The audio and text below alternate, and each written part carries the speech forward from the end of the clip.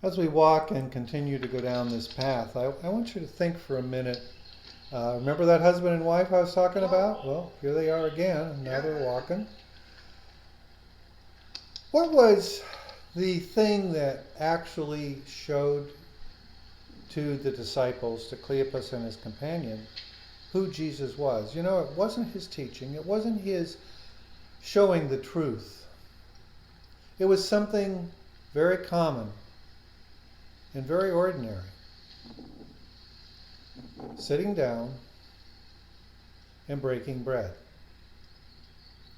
You know, and it speaks to me how so often we in our life want God to be in the big things. You know, we're going through a pandemic right now, and somehow God's at work there, either causing it or curing it or inspiring us. But certainly there's a sense that God is there in the powerful storm. But, you know, I keep on thinking of the story of Elijah in the cave, and what spoke to him was a quiet wind. And sometimes where God shows the most is the common, ordinary things. Maybe it's waking up in the morning and feeling refreshed, or having a sense of being able to breathe without a problem, or knowing that in this particular case you've gone by another day and it doesn't appear that that virus is with you or with any of your family. But with Jesus and the disciples, it was a simple act of preparing food, of gathering nourishment.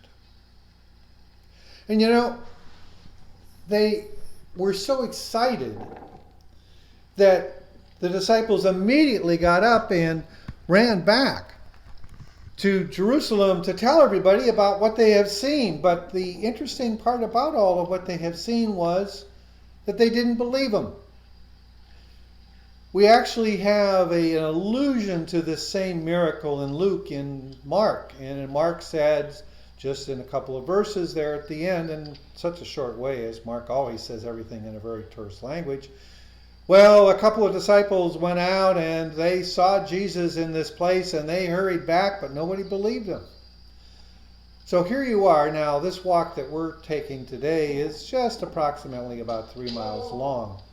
And we're told in the Gospel of Luke that they went 60 stadia. Now, we don't know exactly what the measurement of stadia was because it varied a little bit.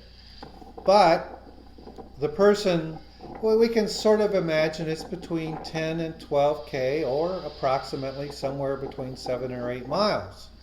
So they walked 7 or 8 miles with Jesus, and if we normally say a walk is about maybe 2.5 miles an hour on an average pace, just to make it easy, we'll say 3. That's roughly maybe somewhere between 2.5 and 3 hours. They get there and they eat, so we take another 15-20 minutes, and then they realize who they actually had with them, and now they want to go back to Jerusalem. So by this point, it is late in the day.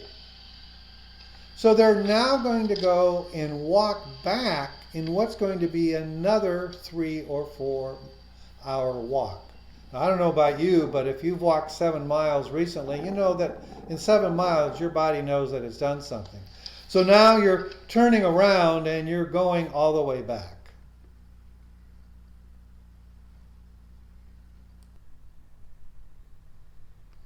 So now the question becomes, what have we seen or done or looked at where we saw God or the power of Jesus? Let's take our walk today. We saw a raccoon. We saw the power of the forest that's taken over this area. We've seen the beauty of the sea, the beauty of plants,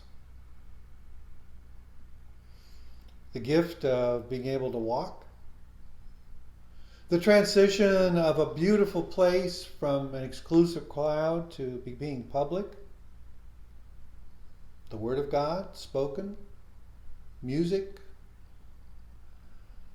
Where